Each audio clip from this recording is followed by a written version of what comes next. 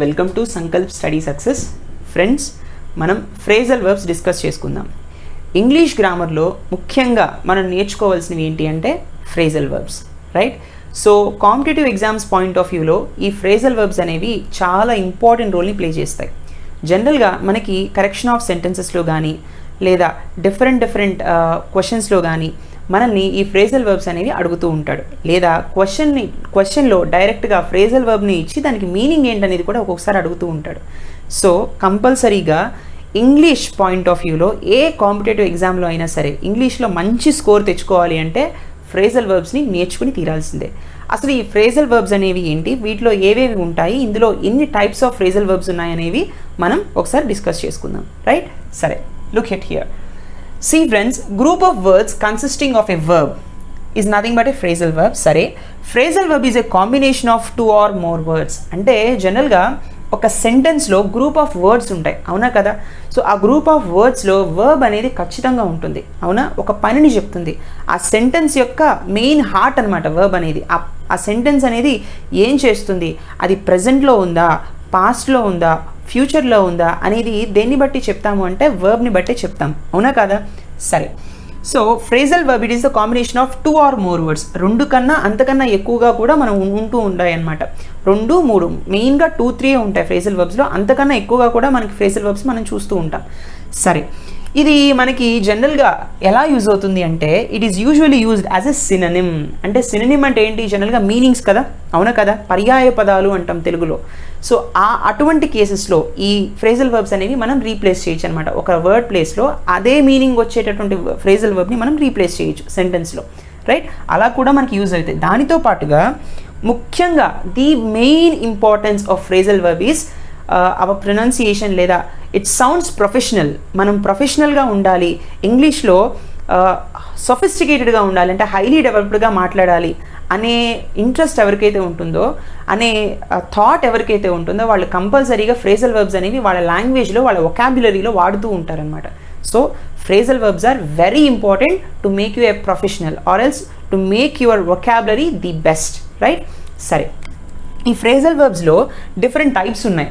So there are 3 types. ఏంటి అంటే verbs followed by adverb, verbs followed by preposition, verbs followed by adverb and preposition. జనరల్గా phrasal verbs యొక్క structure or else format, దాని యొక్క shape ఎలా ఉంటుంది అంటే వర్బ్ ఉంటుంది, దానికి మనం యాడ్ చేస్తామన్నమాట మరొక పదాన్ని. ఏంటి ఆ పదము అంటే ఎయిదర్ యాడ్వర్బ్లను యాడ్ చేస్తాం ఆర్ ప్రిపోజిషన్ అన్న యాడ్ చేస్తాం, లేదా ఈ రెండింటి యొక్క కాంబినేషన్ ఏదైతే ఉందో యాడ్వర్బ్ అండ్ ప్రిపోజిషన్ రెండు యాడ్ చేస్తాం. సో ఈ 3 రకాలుగా ఉంటాయన్నమాట ఈ ఫ్రేజల్ వర్బ్స్ అనేవి, రైట్? ఈ ఫ్రేజల్ వర్బ్ని తీసుకుని మనం సెంటెన్స్లో రీప్లేస్ చేస్తాం అనమాట, రైట్? సరే, సో మనం ఏం చెప్పుకున్నాం ఇప్పుడు ఫ్రేజల్ వర్బ్ యొక్క format verb plus adverb or preposition or the combination of 2, అవునా? సరే, ఇప్పుడు వర్బ్ అనేది జనరల్గా V1, V2, V3, V4, V5 ఈ 5 రకాలుగా ఉంటుంది, మీ అందరికీ తెలిసిందే. So V1 is nothing but present tense, V2 is nothing but past tense, V3 is nothing but past participle, V4 is nothing but present participle, V5 is nothing but present singular, right? సరే, for example ఒకటి తీసుకుందాం, ఒక verb తీసుకుందాం, break అనేటటువంటి verb తీసుకుందాం. సరే, ఈ break అనేటటువంటి వర్బ్ ఏదైతే ఉందో, రైట్, ప్లస్ దీన్ని ఫ్రేజల్ వర్బ్గా మార్చాలి అంటే, ఈ వర్బ్ని నేను ఫ్రేజల్ వర్బ్గా మార్చాలి అంటే దీనికి ఒక యాడ్వర్బ్ను, ఒక ప్రపోజిషన్ దీని పక్కన యాడ్ చేయాలన్నమాట, రైట్? సరే, ఇక్కడ ప్రెజెంట్ టెన్స్లో బ్రేక్ని నేను ఎలా వాడతాను? ప్రెజెంట్ టెన్స్లో బ్రేక్, పాస్ట్ టెన్స్లో బ్రోక్, పాస్ట్ పార్టిసిపుల్లో బ్రోకెన్, రైట్? ప్రెజెంట్ పార్టిసిపుల్లో బ్రేకింగ్, నెక్స్ట్ ప్రెజెంట్ సింగులర్లో బ్రేక్స్ అని వాడతాను, right? Break, broke, broken, breaking, breaks కదా? సరే, అంటే V4 is nothing but V1 plus ING, right? And V5 is nothing but V1 plus S, అంతే కదా? Break, broke, broken, breaking and breaks, right? సరే, depending on the situation, అంటే దేశ కాలాలను బట్టి కూడా ఒక ప్లేస్ని, ఒక స్పేస్ని, ఒక టైంని, సిచ్యువేషన్ని బట్టి వర్బ్ని ప్రెజెంట్ టెన్స్లో వాడాలా, పాస్ట్ టెన్స్లో వాడాలా, ఫ్యూచర్ టెన్స్లో వాడాలా, లేదంటే V4లో పెట్టాలా, V5లో పెట్టాలా అనేది డిపెండింగ్ ఆన్ ద సెంటెన్స్ని బట్టి వర్బ్ మారుతూ ఉంటుంది. కానీ వర్బ్ ఈజ్ ఫిక్స్డ్.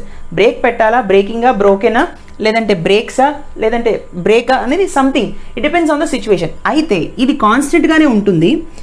కానీ ఇక్కడ యాడ్వర్బ్ కానీ ప్రపోజిషన్ కానీ మారుతూ ఉంటాయన్నమాట. అంటే సపోజ్ ఇక్కడ break of, breakup, break away, break through, breakup ఇట్లాంటివన్నీ వస్తుంటాయి. బ్రేక్అవుట్ లైక్ రైట్, ఇటువంటివి ఇక్కడ ఇవి మారుతూ ఉంటాయన్నమాట. అంటే బ్రేక్ ఆఫ్ అన్నప్పుడు ఒక మీనింగ్, బ్రేక్ అవే అన్నప్పుడు మరొక మీనింగ్, బ్రేక్ త్రూ అన్నప్పుడు ఇంకొక మీనింగ్, రైట్, బ్రేక్ డౌన్ అన్నప్పుడు మరొక మీనింగ్, ఇలా వస్తూ ఉంటాయి. అంటే బ్రేక్ అన్నది ఇక్కడ వర్బ్ అలాగే ఉంది, కానీ యాడ్వర్బ్ ప్రపోజిషన్ అనేవి మారుతూ ఉన్నాయన్నమాట. రైట్, అంటే ఒక్కొక్క యాడ్వర్బ్ పెట్టినప్పుడు, ఒక్కొక్క ప్రపోజిషన్ పెట్టినప్పుడు ఒక్కో మీనింగ్ వస్తూ ఉంది. సో ఇటువంటి ఫ్రేజల్ వర్బ్స్ అనేది మనం నేర్చుకోవాలి, కంపల్సరీగా నేర్చుకోవాలి. ఎవరైతే మీరు ఇంగ్లీష్ని ఇంప్రూవ్ చేసుకోవాలనుకుంటున్నారో, మీరు మీ వొకాబులరీని ఇంప్రూవ్ చేసుకోవాలనుకుంటున్నారో, ఖచ్చితంగా నేర్చుకోవాల్సింది ఏంటి అంటే ఫ్రేజల్ వర్బ్స్. రైట్, సో ఈ సెషన్స్ నుంచి మనం కంపల్సరీగా రోజుకి కొన్ని ఫ్రేజల్ వర్బ్స్ నేర్చుకుందాం, కనీసం రోజుకి ఒక ఫ్రేజల్ వర్బ్ అన్న నేర్చుకుందాం, so that we will improve our English communication skills. Right, సరే. సో మన ఛానల్ తరపు నుంచి ప్రతిరోజు నేను మీ అందరికీ ఒక ఫ్రేజల్ వర్బ్ అనేది నేర్పిస్తాను. Let us see the first phrasal verb. Right, okay friends, మనం ఫస్ట్ ఫ్రేజల్ వర్బ్ నేర్చుకుందాం. Right, the first phrasal verb is abide. Abide అంటే అర్థం ఏంటి అంటే కట్టుబడి ఉండు, అంటే to accept and act according to a law and agreement etcetera.